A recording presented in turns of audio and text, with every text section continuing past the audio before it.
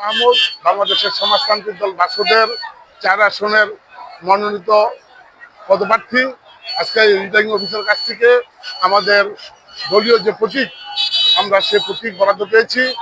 আমরা প্রত্যাশা করি বাংলাদেশের সমাজতান্ত্রিক দল বাসদ প্রত্যাশা করে যে লেভেল প্লেইং যাতে নির্বাচনে হয় এবং নির্বাচনের যে আচরণবিধি আছে, সরকার যে আচরণবিধি দিয়েছে সে আচরণবিধি যাতে সবাই মেনে চলে এবং সরকারের সে প্রশাসনিক যদি এই ভূমিকা থাকে আমরা সে প্রত্যাশা করব।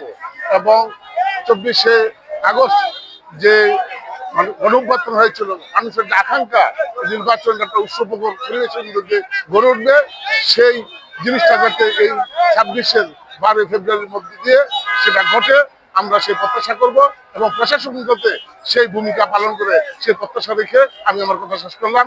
আমরা মহিমার্কায় আপনাদের নারায়ণগঞ্জ 4 আসনের সমস্ত প্রার্থীর কাছে এবং সারা বাংলাদেশে যিনি মহিমার্কার প্রার্থী আছে তাদের প্রতি আপনাদের সমর্থন দিবেন।